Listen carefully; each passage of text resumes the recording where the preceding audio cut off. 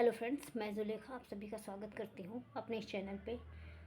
आज हम जितना कुछ अभी तक हमने पढ़ा हुआ है भारतीय नागरिक सुरक्षा संहिता में, उसमें से हम कुछ प्रश्नों को हल करेंगे और हम देखते हैं हमारी स्थिति क्या है, हम कितने क्वेश्चन कर पा रहे हैं। तो पहला क्वेश्चन हमारा है, भारतीय नागरिक सुरक्षा संहिता 2023 कब से परिवर्तन में है? ए ऑप्शन 1 जुलाई 2023 से, बी ऑप्शन 1 जुलाई 2024 से, सी ऑप्शन 1 जनवरी 2023 से, डी ऑप्शन 1 जनवरी 2024 से। आपके पास 5 सेकेंड का टाइम है, आप अपना आंसर चूज़ कर लीजिए, फिर हम इसका उत्तर बताते हैं। तो आपने अब तक अपना आंसर चूज़ कर लिया होगा। चलिए इसका उत्तर हम बताते हैं। 1 जुलाई 2024 यानी कि आंसर बी सही है। ठीक है, आगे बढ़ते हैं। इसका आंसर बी है। ये देखिए, इसका इंग्लिश वर्जन भी है, आप लोग इंग्लिश भी देख सकते हैं। अगला क्वेश्चन देखिए, भारतीय नागरिक सुरक्षा संहिता 2023 पर राष्ट्रपति ने हस्ताक्षर कब किया था? तो 25 दिसंबर 2023, 10 जनवरी 2023, 25 जुलाई 2023, 1 जुलाई 2023। 5 सेकंड का समय आपको मिलेगा, अपना आंसर आप चूज़ कर लीजिए। ठीक है, इसका आंसर हम बता रहे हैं। इसका आंसर है ए, 25 दिसंबर 2023 को राष्ट्रपति ने अपनी सहमति दी थी, हस्ताक्षर किए थे। अगला क्वेश्चन देखते हैं। अगला क्वेश्चन हमारा है कि निम्नलिखित कथनों में सत्य कथनों पर विचार कीजिए। इसमें कई ऑप्शन है, उसके बाद में ABCD के अंतर्गत बांटा गया है और इसमें से ही हमें सही प्रश्न का खोज करनी है। चलिए देखते हैं। पहला क्वेश्चन है, भारतीय नागरिक सुरक्षा संहिता 2023 1 जुलाई 2023 से परिवर्तन में है। देखिए, ये सवाल हम लगा चुके हैं, ये पॉइंट। तो ये आपको पता चल रहा है कि जो इसका परिवर्तन तिथि है, पहला ही क्वेश्चन था, क्या था? 1 जुलाई 2024 है, ना कि 2023। इसका मतलब ये जो पॉइंट 1 है ये गलत है। ठीक है, इसको हम काट देते हैं। अगला बढ़ते हैं, पॉइंट 2 देखते हैं। तो भारतीय नागरिक सुरक्षा संहिता 2023 में अध्याय 9, 11 एवं अध्याय 12 के उपबंध नागालैंड राज्य पर लागू होंगे, यानी कि ये चैप्टर लागू होंगे। तो ये पॉइंट बिल्कुल सही है। अगला बढ़ते हैं। तो भारतीय नागरिक सुरक्षा संहिता 2023 के अध्याय 9, 11 एवं 12 के उपबंध के सिवाय शेष उपबंध नागालैंड राज्य एवं जनजातीय क्षेत्रों पर लागू नहीं होंगे। ये पॉइंट भी बिल्कुल सही है। चौथा पॉइंट देखते हैं। तो भारतीय नागरिक सुरक्षा संहिता संपूर्ण नागालैंड के ऐसे जनजातीय क्षेत्रों पर, उसके भाग पर राज्य सरकार अधिसूचना द्वारा लागू कर सकेगी। बिल्कुल सही है। तो अगर हम देखें तो क्या क्या सही निकल के आया? ए गलत था, दूसरा सही, तीसरा सही, चौथा, यानी कि 2, 3, 4। अब देखते हैं इसमें से कौन सा ऑप्शन सही है। 2, 3, 4 यानी कि बी। तो इसका सही ऑप्शन कौन सा हुआ? बी, बिल्कुल सही है। आगे बढ़ते हैं, अगले क्वेश्चन की तरफ देखते हैं। क्वेश्चन नंबर हमारा 4 आता है। भारतीय नागरिक सुरक्षा संहिता 2023 में कुल कितने अध्याय एवं धाराएं हैं? हमने आप सभी को अध्याय और धाराएं बहुत अच्छे से याद कराया था, कंपैरेटिव भी याद कराया था कि CRPC में कितने थे, इसमें थे। चलिए ऑप्शन देखते हैं। 39 में देखते हैं तो ए में 39 अध्याय और 531 धाराएं, बी 36 अध्याय 531 धाराएं, सी 37 अध्याय 531 धाराएं और डी है 39 अध्याय 484 धाराएं। तो इसमें ऑप्शन कौन सा है? आपको मिलते हैं 5 सेकंड, सोचिए और कोई भी एक ऑप्शन अपने माइंड में रखिए। ठीक है, अब तक आपने अपना आंसर चूज़ कर लिया होगा। ठीक है, इसका ऑप्शन है ए, 39 अध्याय 531 धाराएं। पहले CRPC में कितने थे? 37 अध्याय और 484 धाराएं। 2 नए अध्याय बढ़ गए। कौन कौन से? जो आपका था अध्याय 7A, और उधर कौन सा था? प्ली बार्गेनिंग वाला अध्याय 21A जो प्ली बार्गेनिंग था। ये 2 नए अध्याय जोड़े गए हैं, यानी कि उनको नया सेपरेट चैप्टर दे दिया गया है। आगे बढ़ते हैं अगले क्वेश्चन की तरफ। तो क्वेश्चन नंबर हमारा 5 आता है। तो ज़मानत यानी कि बेल को संहिता की किस धारा में परिभाषित किया गया है? चलिए बताइए। ए ऑप्शन 2B में, बी ऑप्शन 3B में, सी ऑप्शन 436 में और डी ऑप्शन 436 का में। आपको 5 सेकंड का टाइम मिलता है, अपना आंसर चूज़ कर लीजिए। ठीक है, आपने अपना आंसर चूज़ कर लिया। चलिए बताइए, इंग्लिश में हमने बताया था बेल, क्या था? बी, यानी कि टू बी, बी में बेल है। इसका ऑप्शन कौन सा सही होगा? ए, बिल्कुल सही है। आगे बढ़ते हैं, अगला क्वेश्चन हमारा आता है, क्वेश्चन नंबर 6 आता है, श्रव्य दृश्य इलेक्ट्रॉनिक साधनों में निम्नलिखित में से क्या सम्मिलित होंगे? साक्ष्यों का रिकॉर्डिंग के प्रयोजनों के लिए किसी संसूचना डिवाइस का उपयोग, पहचान एवं साक्ष्यों को रिकॉर्डिंग के अभिलेखन के लिए किसी संसूचना डिवाइस का उपयोग, इलेक्ट्रॉनिक संसूचना के पारेषण के लिए संसूचना डिवाइस का उपयोग। उपरोक्त सभी 5 सेकंड आपके पास हैं, सोच के अपना प्रश्न अपने माइंड में रखिए, फिर मैं इसका उत्तर बताती हूँ।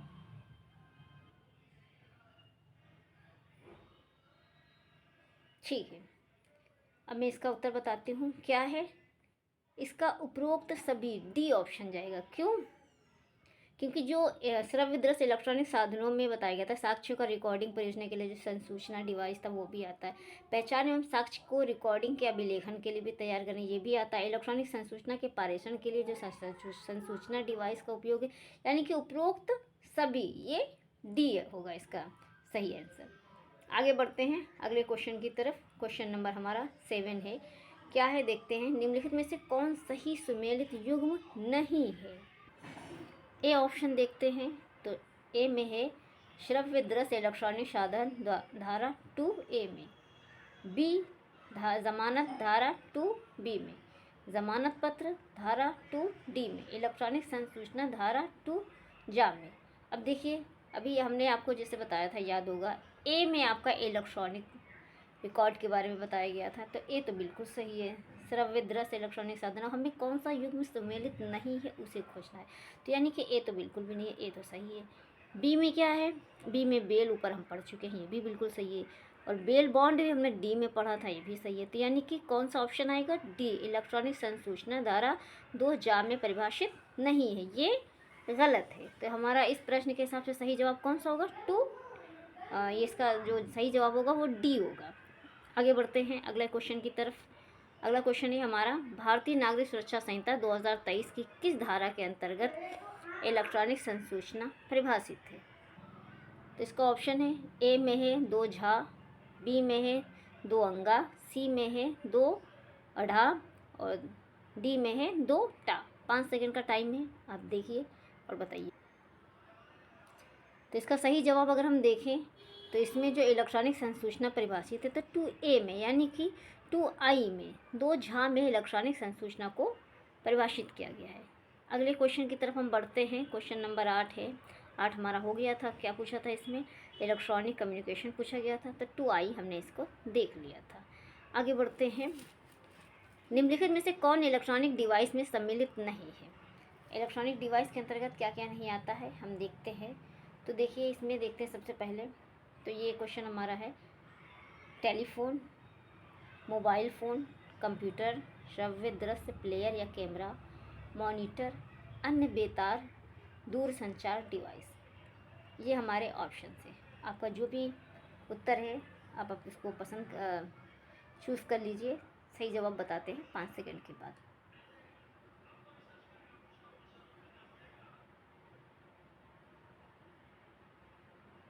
ठीक है। तो देखिए, इलेक्ट्रॉनिक डिवाइस में टेलीफोन, मोबाइल फ़ोन, ये तो बिल्कुल आता है। कंप्यूटर, श्रव्य दृश्य प्लेयर, कैमरा, ये भी आता है। मॉनिटर, क्या मॉनिटर आता है? आप सोच के देखिए, मॉनिटर नहीं आता है, तो इसका सही जवाब होगा सी, मॉनिटर, क्योंकि दूरसंचार डिवाइस ये सब आएंगी लेकिन मॉनिटर नहीं आएगा। अगला क्वेश्चन हम देखते हैं। तो क्वेश्चन नंबर 10 है, निम्नलिखित में से सत्य कथन है। अब इसमें मुझे सत्य कथन ढूंढना है। देखिए यहाँ पे, न्यायिक कार्रवाई के अंतर्गत ऐसी कार्यवाही आती है जिसके अनुक्रम में साक्ष्य विधिक रूप से शपथ पर लिया जा सकता है या लिया जाएगा। यहाँ पे शपथ छूट गया है, ठीक है, तो ये कथन तो बिल्कुल सही लग रहा है। बी है, जमानत से अभिप्रेत न्यायालय द्वारा विधि की अभिरक्षा से अभिमुक्त व्यक्ति को जमानत या बंद पर छोड़ा जाना। सी देखते हैं, जमानत पत्र से प्रतिभूति के साथ छोड़े जाने के लिए कोई वचन बंद अभिप्रेत है। उपयुक्त सभी। 5 सेकंड का टाइम है, आप सोच लीजिए अपना जवाब, फिर इसका सही जवाब हम आपको बताते हैं। ठीक है, आपने अभी तक देख लिया होगा। तो क्या है, एक बार देखिए ज़रा। न्यायिक कार्रवाई के अंतर्गत ऐसी कार्रवाई जिसके अनुक्रम में साक्ष्य विधिक रूप से साक्ष्य शपथ पर लिया जाता है, बिल्कुल सही है। और जमानत पत्र की भी परिभाषा बिल्कुल सही है। क्या है, जमानत से अभिप्रेत है न्यायालय द्वारा विधि की अभिरक्षा से अभिमुक्त व्यक्ति को जमानत या बंद पत्र छोड़ा जाना, बिल्कुल सही है। जमानत पत्र से प्रतिभूति के साथ छोड़े जाने के लिए कोई वचनबद्ध अभिप्रेत, ये भी बिल्कुल सही है। तो क्वेश्चन नंबर 10 का जो सही जवाब होगा वो डी होगा, यानी कि उपर्युक्त सभी। बहुत बढ़िया, आगे बढ़ते हैं। आई होप आप सभी के लगभग क्वेश्चन सही जा रहे होंगे, क्योंकि आपने हमारी क्लासेस देखे होंगे तो आपके सही सारे सवाल जा रहे होंगे। जिन्होंने भी ये वीडियो पहली बार देख रहे हैं, हमारी जो दूसरी वीडियोज़ हैं जिन हमने काफ़ी अच्छे से बताया हुआ है डिटेल से, वो जाके देख लें तो आपके सारे सवाल और सही से ज़्यादा सही होंगे। वैसे उम्मीद करती हूँ सभी लोगों के जो प्रश्न हैं वह सही से हल हो रहे होंगे। देखते हैं अगला क्वेश्चन। भारतीय नागरिक सुरक्षा संहिता 2023 कब से मुख्य विशेषता, यानी कि इसकी जो प्रमुख विशेषता है वो क्या, थोड़ा सा टाइपिंग मिस्टेक है कि भारतीय नागरिक सुरक्षा संहिता 2023 की मुख्य विशेषता क्या है, थोड़ा सा यहाँ मिसप्रिंट है। चलिए हम देखते हैं क्या है। कार्यपालिका को न्यायिक शक्ति प्रदान करना, विधायिका को कार्यपालिका से पृथक करना, न्यायपालिका को कार्यपालिका से पृथक करना, कार्यपालिका से राजस्व कार्यों को पृथक करना। आपके पास 5 सेकंड का टाइम है, अपना सही जवाब ढूंढ लीजिए। ठीक है, चलिए इसका जवाब हम बताते हैं आपका। तो क्वेश्चन नंबर 11 का जो सही जवाब है वो है न्यायपालिका को कार्यपालिका से पृथक करना। अगर ये क्वेश्चन आपके इंटरव्यू में भी पूछा जाता है प्री का, तो ये हॉट क्वेश्चन है ये कि न्यायपालिका को कार्यपालिका से पृथक करना, यानी कि न्यायपालिका को किससे, कार्यपालिका से पृथक करना, ये भारतीय नागरिक सुरक्षा संहिता की मुख्य विशेषता है। आंसर नंबर 11 का सी। आगे बढ़ते हैं, क्वेश्चन नंबर हम देखते हैं। क्वेश्चन नंबर 12 आता है, अजमानती अपराध से अभिप्रेत, यानी कि अजमानती अपराध किसे कहते हैं। चलिए देखते हैं। ए में है केवल वे अपराध जो भारतीय नागरिक सुरक्षा संहिता के अधीन अजमानती बताए गए हैं। बी में वे सभी अपराध जो भारतीय नागरिक सुरक्षा संहिता के अधीन प्रथम अनुसूची में या तत्समय प्रवृत्त किसी अन्य विधि द्वारा जमानती अपराध नहीं बताए गए हैं। सी है ऐसा अपराध जिसके लिए पुलिस वारंट के बिना गिरफ्तार कर सकती है। डी है ऐसा अपराध कि जिसके लिए पुलिस बिना वारंट के गिरफ्तार नहीं कर सकता है। आपका जो भी आंसर है उसको पढ़िए, अपना जवाब ढूंढिए, फिर मैं इसका सही जवाब बताती हूँ।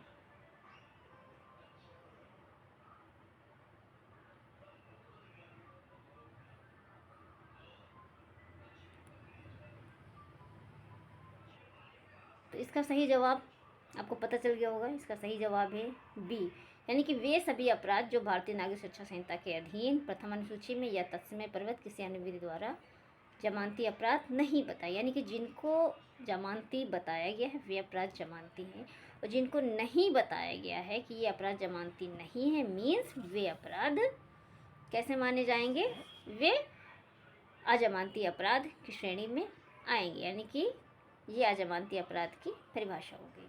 तो आंसर हमारा कौन सा सही होगा, बी। अगला क्वेश्चन देखते हैं। नॉन वेलेबल ऑप्शन हमने देख लिया, इसका बी आंसर सही है।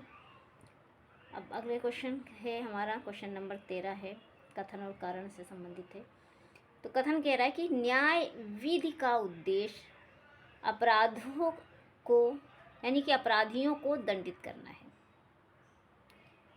कथन है कुछ परिस्थितियों में एक प्राइवेट व्यक्ति को पूरी शक्ति से गिरफ्तार कर, यानी कि प्राइवेट व्यक्ति भी किसी व्यक्ति को गिरफ्तार कर सकता है। ये क्वेश्चन का सेंस था कि कुछ परिस्थितियों में एक प्राइवेट व्यक्ति भी किसी अन्य व्यक्ति को गिरफ्तार कर सकता है।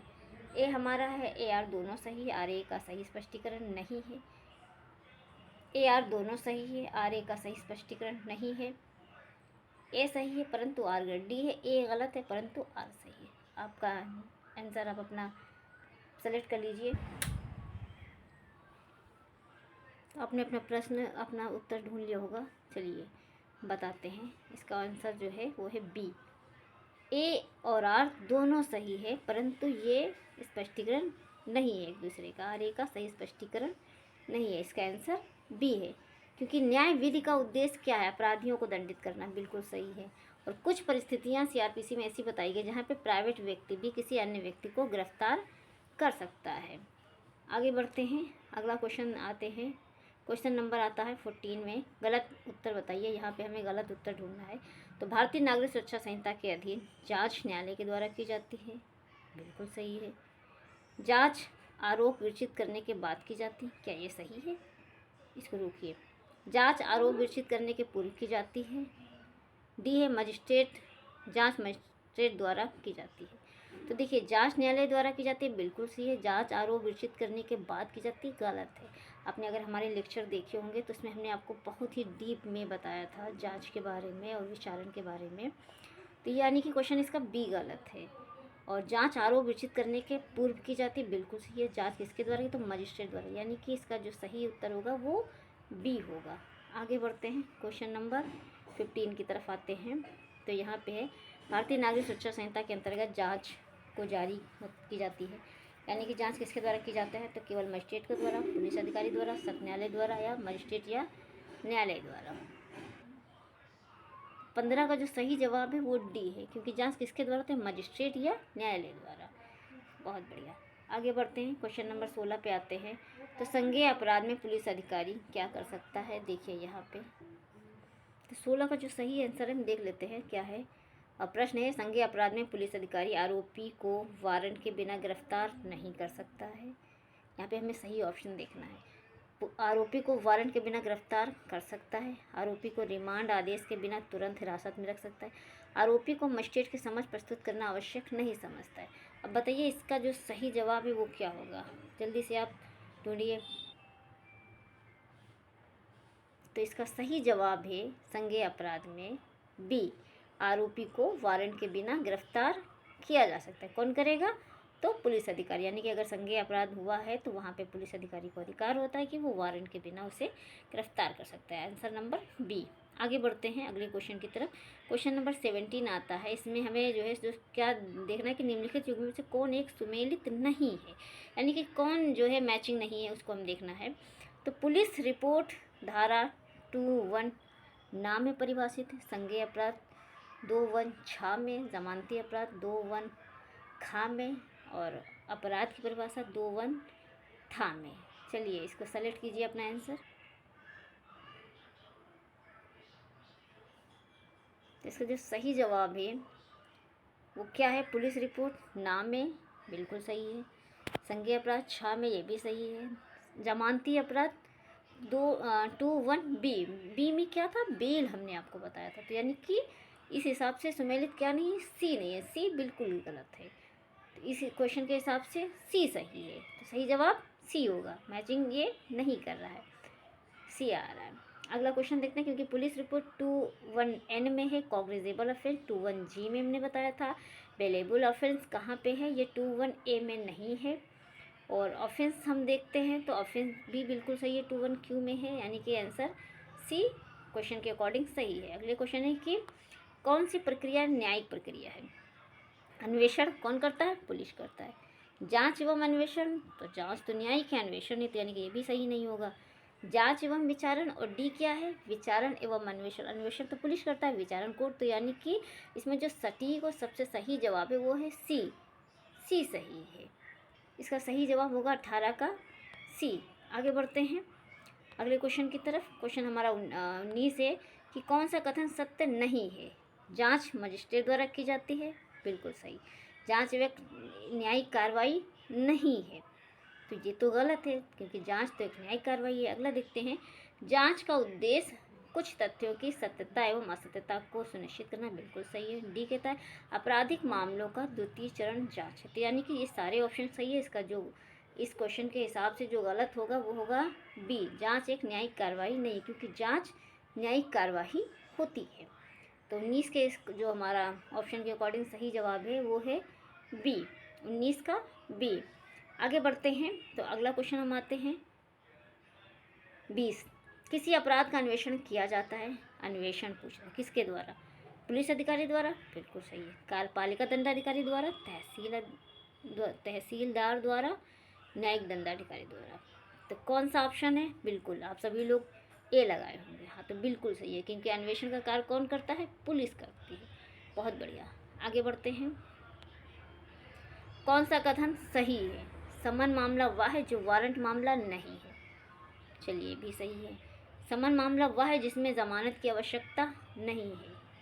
समन मामला वह है जिसके द्वारा चोरी के अपराध का विचारण होता है। समन मामला वह है जिसमें विचारण के दौरान केवल समन भेजा जाता है। चलिए, ऑप्शन के अकॉर्डिंग आंसर आप सेलेक्ट कीजिए। ठीक है, सबने अपना अपना आंसर सेलेक्ट कर लिया होगा। हम जवाब बताते हैं। ए, समन मामला वह जो वारंट मामला नहीं, क्योंकि अगर हम डिफिनेशन क्लॉज देखते हैं तो वहाँ पे हमको यही परिभाषा निकल के आती है। ठीक है, तो इसका ऑप्शन नंबर 21 का ए बिल्कुल सही है। अगला बढ़ते हैं क्वेश्चन की तरफ। तो निम्नलिखित में से कौन संयोजन सुमेलित है? मजिस्ट्रेट या न्यायालय करता है अन्वेषण? नहीं। क्यों? क्योंकि अन्वेषण तो पुलिस करता है। बिल्कुल सही है। उसका उद्देश्य साक्ष्य एकत्र करना, जांच, यानी कि जांच का उद्देश्य क्या है? साक्ष्य एकत्र करना। उसको भी रोको, ये भी गलत लग रहा है। या साधारणतया आपराधिक जांच है। मामले का दूसरा चरण है अन्वेषण। ऑप्शन के अकॉर्डिंग हमें बताना है कि कौन सही सुमेलित है। आपके पास समय है, आप अपना क्वेश्चन आंसर सेलेक्ट कीजिए। कंफ्यूज हो रहे हैं ना कि कौन कौन सा क्वेश्चन से, तो काफ़ी घुमा के है। तो इसमें 3 और 4 ऑप्शन ठीक लग रहे हैं, क्योंकि मामले का दूसरा चरण अगर हम देखते हैं तो FIR दर्ज होने के बाद जो सेकंड पे आता है वो होता है अन्वेषण। ये भी सही है। साधारणतः आपराधिक जांच, ये दोनों सही। बाकी ऊपर के तो 2 बिल्कुल गलत हैं। हम देखते हैं इसका इंग्लिश वर्जन देखते हैं। तो इसके इंग्लिश वर्जन में तो ये है इसका क्वेश्चन कंप्लीट। वो आपका क्वेश्चन कंप्लीट नहीं था, काफ़ी जो है इसमें ये ऑप्शन छूटे हुए थे। तो इसका देखते हैं। हाँ, ये देखिए आपका 3 और 4 आता है एक ऑप्शन। तो हमारा ये जो सही क्वेश्चन होगा वो 3 और 4 होगा। क्या है? It is a generally criminal inquiry the second stage of the case investigation. तो 3 और 4 यानी कि डी सही है। बिल्कुल सही जवाब। 3 और 4 इसका सही जवाब है। तो अगले क्वेश्चन की तरफ बढ़ते हैं। तो निम्नलिखित में से कौन से कथन सही नहीं है? अन्वेषण पुलिस अधिकारी द्वारा किया जाता है। बिल्कुल सही है। अन्वेषण का उद्देश्य साक्ष्य एकत्र करना है। बिल्कुल सही है। अन्वेषण न्यायिक कार्रवाई है। गलत। अन्वेषण न्यायिक कार्रवाई नहीं है। तो यानी कि 1, 2, 4 सही है। तीसरा नंबर जो है सही नहीं है। इसके ऑप्शन कूट कलर के हिसाब से हमें बताना होगा कि कौन सा कथन सही नहीं है। तो यहाँ पे है हमारा 1, 2, 4 सही है। 1, 2, 4 यानी कि बी। तो ये क्वेश्चन पूछना था इसे कि इसमें से कौन सा कथन सही है, ना कि नहीं। यहाँ पे नहीं जो है वो नहीं होगा। ये नहीं गलत टाइप हो गया है, इसे नहीं होना चाहिए। आगे देखते हैं। तो इसका जो आंसर है 1, 2, 4 यानी कि बी सही है। ठीक है, कि बी तीनों कथन सही हैं और ये जो अन्वेषण न्यायिक कार्रवाई है ये गलत है। अगले क्वेश्चन की तरफ बढ़ते हैं। तो क्वेश्चन नंबर आता है 24। असंज्ञेय अपराध के संदर्भ में कौन सा कथन सही है? तो ऐसे मामले का अन्वेषण केवल मजिस्ट्रेट की अनुमति से ही हो सकेगा। से बिल्कुल सही है, क्योंकि असंज्ञेय होता है बिना परमिशन के या बिना मजिस्ट्रेट के आदेश के इसमें जो है अन्वेषण नहीं होता है। ऐसे मामले का अन्वेषण पुलिस अधिकारी कभी भी किसी तरह कर सकता है या नहीं, ये गलत है। ऐसे मामले का अन्वेषण राज्य शासन की अनुमति से किया जाएगा। उपयुक्त सभी कथन सही है। आप अपने जो आंसर है वो सेलेक्ट कीजिए। सेलेक्ट कर लिया होगा। तो इसका जो आंसर होगा वो ए होगा, कि इसमें क्या कथन सत्य है? ऐसे मामलों का अन्वेषण केवल मजिस्ट्रेट की अनुमति से ही किया जाता है। बिल्कुल सही जवाब इसका ए। क्वेश्चन नंबर आते हैं 25 पे आते हैं। तो 25 हमारा है असंज्ञेय अपराध से क्या अभिप्राय है? असंज्ञेय अपराध की परिभाषा पूछी गई है। इसका क्या है कि ऐसा अपराध जिसमें पुलिस अधिकारी बिना वारंट के गिरफ्तार नहीं कर सकता। ऐसे अपराध में पुलिस बिना वारंट के गिरफ्तार नहीं कर सकता। पुलिस के विवेक पर गिरफ्तार किया जा सकता है। परिवादी के निवेदन पर गिरफ्तार किया जा सकता है। अपना जवाब सेलेक्ट कीजिए, फिर हम आपको आंसर बताते हैं। ठीक है। तो क्या है ऐसा अपराध जिसमें पुलिस अधिकारी बिना वारंट के गिरफ्तार नहीं कर सकता? ए बिल्कुल सही जवाब। आगे बढ़ते हैं। तो फिर ये आपके क्वेश्चंस कंप्लीट हो गए 25। बस इतने ही क्वेश्चंस थे। आप सभी लोग बताइएगा कि आप सबके कितने कितने आंसर सही हुए हैं, किसके कौन सा गलत हुआ है। और आई होप आपका बहुत अच्छा रिवीजन हो गया। जिन बच्चों ने अच्छे से हमारी क्लासेस पढ़ी होगी, नोट्स बनाया होगा, उनका जो स्कोर होगा वो बहुत अच्छा गया होगा। और आप सबको ये हमारी सीरीज़ कैसी लगी, आपको इस तरह से क्वेश्चंस और चाहिए तो आप लोग कमेंट्स करिएगा, बताइएगा। Thank you so much.